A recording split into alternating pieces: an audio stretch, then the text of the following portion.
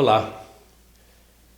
Depois do vídeo anterior em que nós começamos o artigo 1º do capítulo 3º dessa parte aqui do Catecismo, nós falamos da lei moral natural, fomos até no parágrafo 1960. E hoje nós vamos falar sobre a lei antiga, até Cristo. Basicamente, a Sagrada Escritura do Antigo Testamento. Mas vamos já iniciar com 4 parágrafos, algumas dicas de alguns comentários a respeito da nova lei, da nova aliança. Esse é o assunto de hoje. A lei antiga como preparação do povo para um novo reino que Jesus veio implantar aqui já entre nós. Então vamos começar já por esse item 2, a lei antiga, com esses 2 parágrafos, a nossa introdução. Vamos ler. Deus, nosso Criador e nosso Redentor, escolheu para si Israel como seu povo e lhe revelou sua lei, preparando assim a vinda de Cristo. A lei de Moisés exprime diversas verdades naturalmente acessíveis à razão. Estas se acham afirmadas e autenticadas no interior da aliança da salvação. A lei antiga é o primeiro estágio da lei revelada. Suas prescrições morais estão resumidas nos 10 mandamentos. Os preceitos do Decálogo assentam as bases da vocação do homem, feito à imagem de Deus. Proíbem aquilo que é contrário ao amor de Deus e do próximo e prescrevem o que lhe é essencial. O Decálogo é uma luz oferecida à consciência de todo homem, para lhe manifestar o chamamento e os caminhos de Deus e protegê-lo do mal. Deus escreveu nas tábuas da lei aquilo que os homens não conseguiam ler em seus corações. Bela citação de Santo Agostinho. Quando a gente fala de lei antiga, a gente está se referindo basicamente ao Decálogo.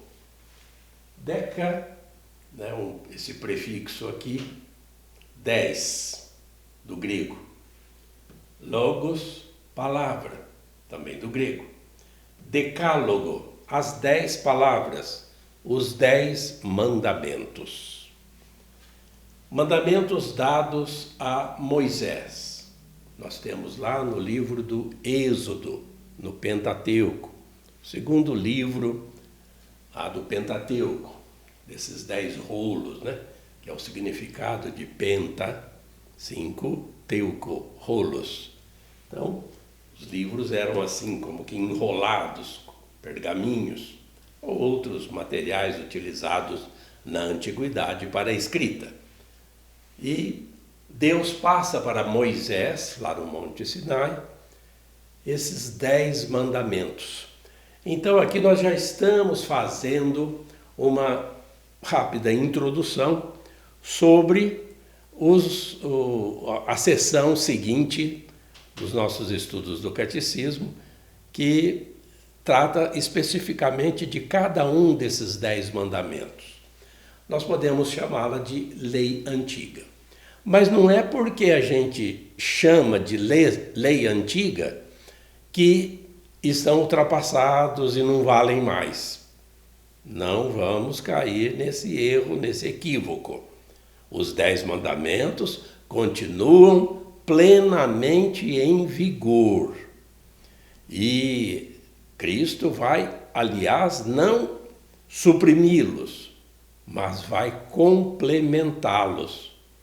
Na revelação de Cristo, na implantação do reino, esses 10 mandamentos são como que estendidos e partem para um novo mandamento que nós já vamos daqui a pouco fazer uma introdução também a respeito.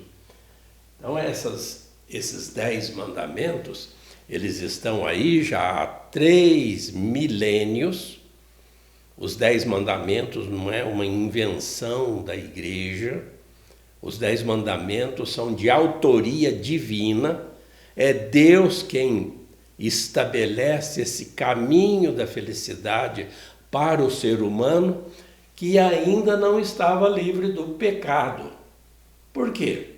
Porque é Cristo que na cruz vai, como Cordeiro de Deus, expiar todos os pecados.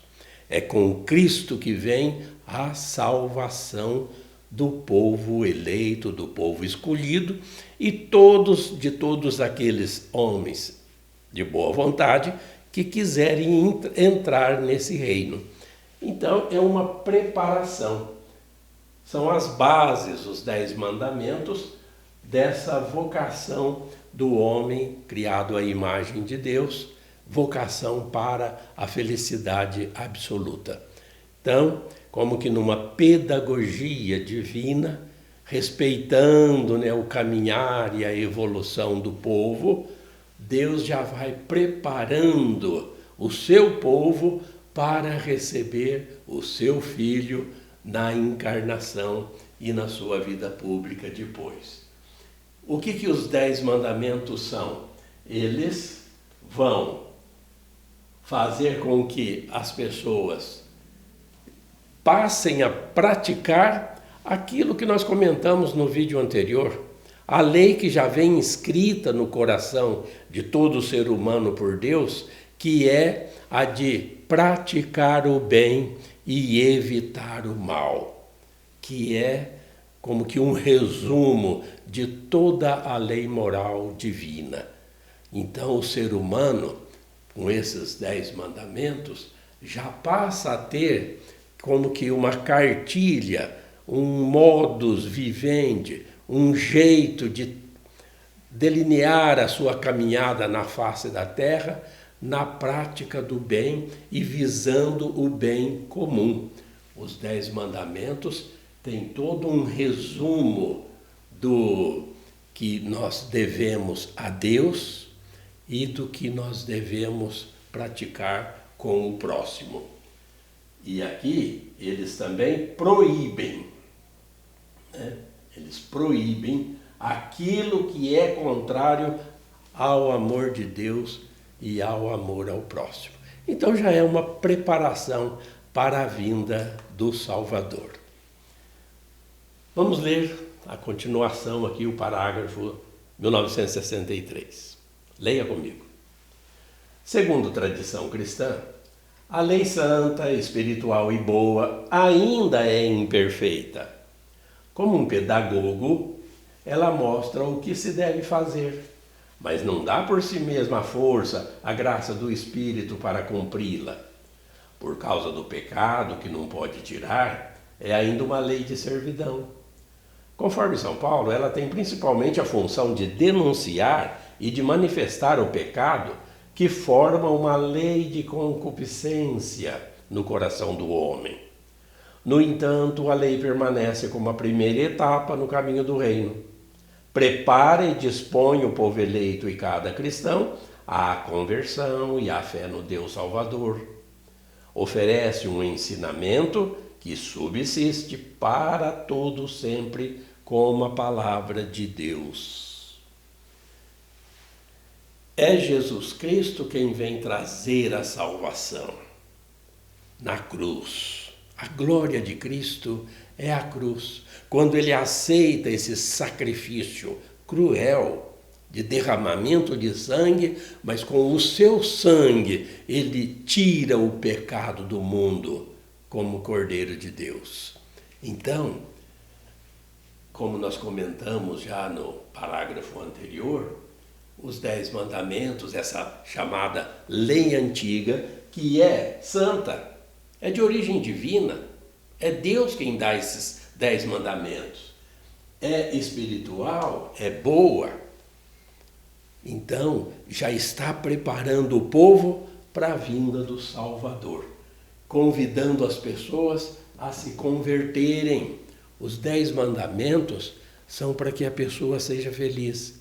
Se todo mundo praticasse os 10 mandamentos, aqui a face da terra já seria um paraíso.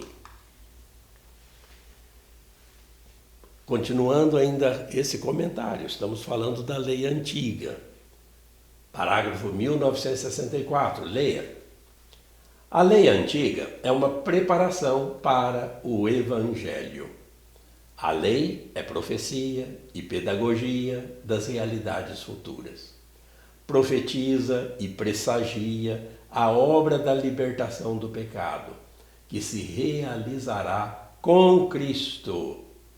E fornece ao Novo Testamento as imagens, os tipos, os símbolos, para exprimir a vida segundo o Espírito.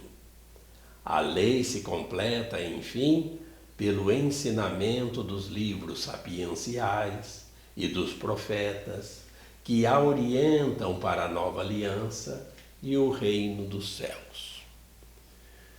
Quando dissemos no início que a lei antiga, ela se refere às sagradas escrituras, os sagrados escritos do Antigo Testamento, nós estamos ali vendo toda uma preparação desse povo, não só pelos 10 mandamentos que nós encontramos ali no livro do Êxodo, mas tem outros inúmeros preceitos já dados pelos patriarcas, na questão ali seja do Levítico ou do próprio Deuteronômio, que é a segunda lei, Deuteronômio, que é de novo os 10 mandamentos com mais detalhes ainda. E depois nós temos os livros sapienciais. Nós encontramos até referências à lei antiga no livro dos chamados históricos. E os profetas, então, no livro dos profetas, os profetas escritores, porque nós tivemos, o povo de Israel teve outras dezenas e dezenas de profetas que não eram escritores, mas os profetas escritores que nós temos aí na Bíblia até os dias de hoje, todos eles ali discernindo a respeito da lei, da prática da lei, da exigência de uma justiça social, porque as injustiças eram muitas, né? Não estavam caminhando. O povo de Israel sempre, em meio à violência de seus povos conquistadores, assírios, babilônios, persas, gregos e romanos, sempre uma nação assim, sem sua liberdade e achando que era devido a seus pecados que estavam sendo castigados. E, de fato, Deus envia inúmeros profetas para que o povo permanecesse nessa expectativa do Messias libertador que Deus enviaria, o seu próprio Filho. Até que chega São João Batista pregando, né, essa conversão, avisando o povo que os tempos chegaram para a salvação, não só de Israel, mas de todo o povo de boa vontade. Então, pode-se dizer que é uma forma pedagógica de Deus preparando o seu povo para a salvação que viria com o seu Filho. Então, agora nós já fazemos essa passagem da lei antiga para uma nova lei, de uma antiga aliança para uma nova aliança. Não só mais o povo de Israel, mas a abertura para toda a humanidade que queira, todos os seres humanos que queiram entrar no reino implantado aqui por Jesus. Vamos ler então. Esse item 3 tem o título A Nova Lei ou Lei Evangélica. A nova lei, ou lei evangélica, é a perfeição na terra da lei divina, natural e revelada. Ela é obra de Cristo e está expressa particularmente no Sermão da Montanha. É também obra do Espírito Santo e, por meio dele, torna-se a lei interior da caridade. Concluirei com a casa de Israel e com a casa de Judá uma nova aliança. Porei minhas leis em sua mente e as gravarei no seu coração, e serei o seu Deus, e eles serão o meu povo. Carta aos Hebreus, capítulo 8, versículo 8 e versículo 10. A nova lei é a graça do Espírito Santo dada aos fiéis pela fé em Cristo. É operante pela caridade. Serve-se do sermão do Senhor para nos ensinar o que é preciso fazer e dos sacramentos para nos comunicar a graça de fazê-lo. Logo de início aqui, nós vemos uma referência ao Sermão da Montanha. Lembrando que montanha significa proximidade com Deus. Na Sagrada Escritura é assim. Muitas expressões, muitos termos têm significados simbólicos.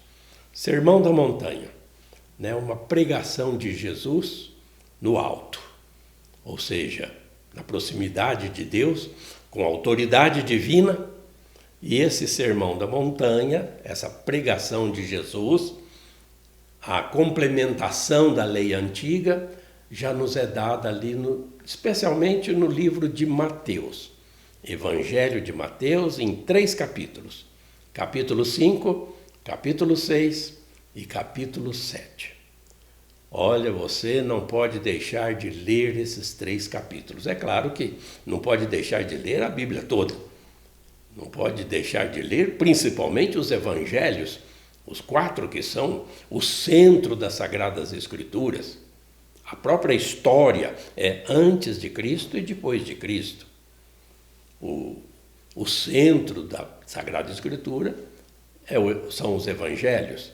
Mas o Sermão da Montanha, com mais detalhes, né, da lei nova que Jesus traz, e não dá tempo aqui de nós falarmos sobre ela, claro, são 3 capítulos, mas você não pode deixar de ler. Ali está uma complementação com a autoridade de Jesus. Ouvistes o que foi dito aos antigos, isso e aquilo. Eu, porém, vos digo, está aí o legislador Jesus Cristo dando uma nova lei que é complementar aos 10 mandamentos à lei antiga. Então, por isso que aqui, nesse parágrafo, a igreja já nos mostra, né, essa referência, porque é o Deus uno trino, na pessoa de Jesus, o Espírito Santo também é citado aqui, e Cristo veio para falar tudo o que o Pai lhe ordenou. Então, é o Deus uno e trino passando essa nova lei, que ela vai se resumir aqui, na caridade. A lei evangélica é o ágape, é o amor ao próximo, que é por aí que se prova que se ama a Deus, amando o próximo, como nós vamos ver agora e depois em sucessivos vídeos, principalmente quando estivermos falando especificamente da lei antiga, que são os 10 mandamentos, na próxima sessão, nós sempre vamos estar falando do amor que é Deus e o amor que a gente tem que se transformar, porque somos filhos do amor. E aí temos que nos transformar também em amor, porque todos no céu são filhos do amor. Amorzinhos, né? Se a gente pudesse brincar assim, somos filhos do amor. Assim como filho de peixe, peixinho é, filho do amor, amorzinho é. A gente tem que se transformar em amor em cada dia da nossa vida para carregarmos essa dignidade de filhos do amor. Deus é amor. Então, a nova lei, ela vai operar pela caridade. É o que se pode dizer da lei evangélica. E temos aqui, né, Continuação com essa citação. Aquele que quiser meditar com piedade e perspicácia o sermão que nosso Senhor pronunciou no monte, tal como lemos no Evangelho de São Mateus, aí encontrará, sem sombra de dúvida, a carta magna da vida cristã. Este sermão contém todos os preceitos apropriados para guiar a vida cristã. Mais uma vez, um belo texto de Santo Agostinho, né? Sermão da Montanha. Esses 3 capítulos do Evangelho de Mateus, o 5, o 6 e o 7. Ele chama de Carta Magna. Carta Magna nós traduzimos facilmente com a palavra Constituição. Assim como o Brasil tem a sua Constituição e outras nações também, e a Constituição é chamada de Carta Magna, ou seja, a principal. É claro que a lei de Deus é superior, ela é a verdadeira Carta Magna, não a Constituição de uma nação. Mas geralmente nos países a Constituição se põe acima da lei de Deus, o que não é correto, não é? Mas é assim na nossa realidade e Santo Agostinho denomina o Sermão da Montanha como Carta Magna. Essa lei evangélica, ela vem aí purificar, complementar a lei antiga. E aí nós vemos as bem-aventuranças, começa por aí. O reino dos céus fala demais, dirige-se àqueles a quem estão dispostos a acolher a fé em Cristo. Coloca-se ao lado dos pobres, dos humildes, dos aflitos, já nas bem-aventuranças, os perseguidos em nome de Cristo. Já começa por aí, ali no capítulo 5, do versículo 1 em diante, são as bem-aventuranças. Então todos esses pobres, oprimidos, pessoas que estão aflitas, mas principalmente aqueles que lutam por justiça social, que se colocam a favor de Jesus Cristo, que se identifica com o pobre, com os humildes. Então já vem essa Carta Magna, os princípios básicos, que a gente diria até a lei pétrea, né? Como se fala em linguagem do direito, ou seja, cláusulas essenciais. Você encontra ali no Sermão da Montanha. E terminando aqui o 1968, essa introdução à lei do amor, que é a nova lei. Leia comigo.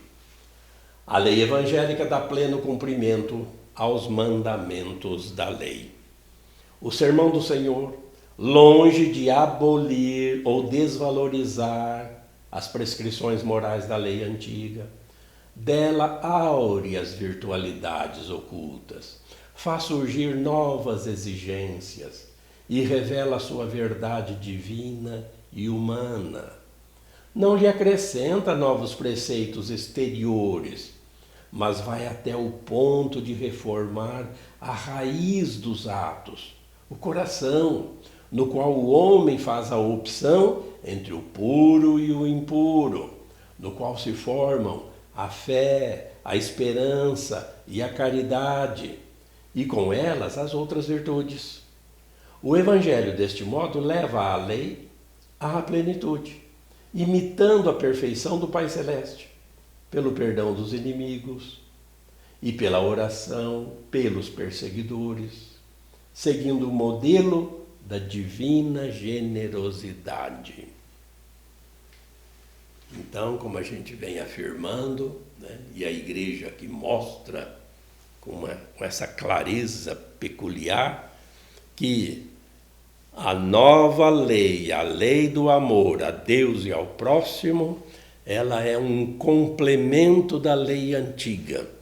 Ela não ensina nada de novo em questões assim morais básicas e fundamentais, mas complementa a lei antiga, faz com que ela chegue à sua plenitude para a perfeição que é de Deus e a perfeição que nós devemos buscar. E essa perfeição nós vamos atingir quando chegarmos no Pai.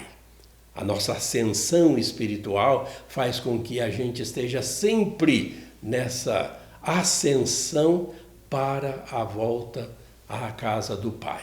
E ali, em Deus, com Deus, por Deus, nós também seremos perfeitos. Então, é essa plenitude que a lei nova vem trazer com Cristo.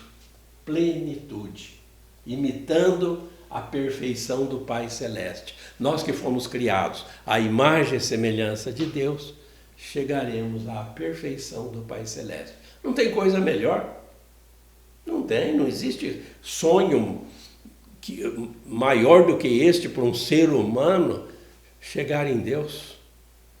É o ápice da existência humana, chegar em Deus.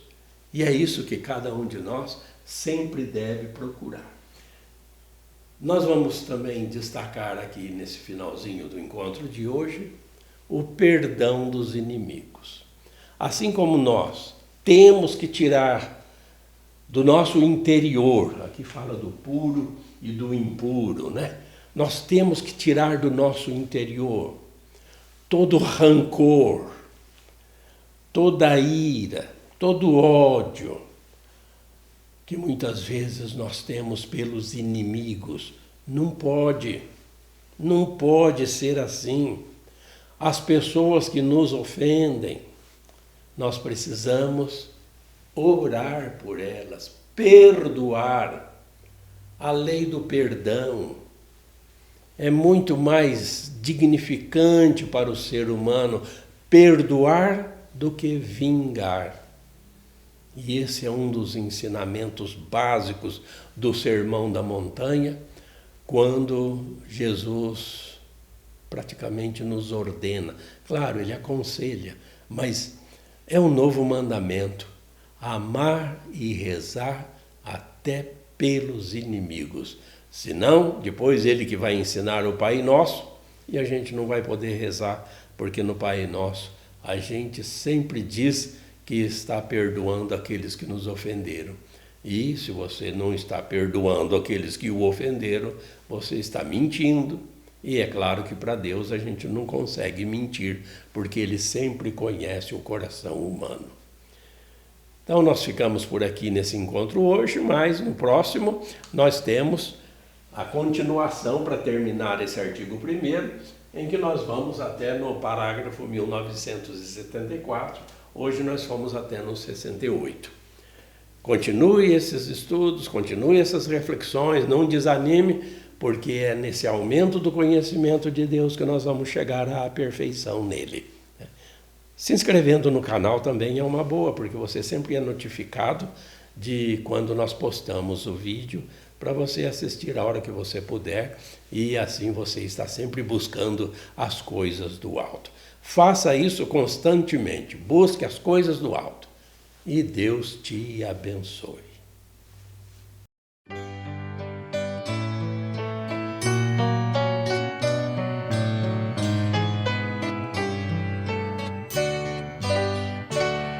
A fé é compromisso que é preciso repartir.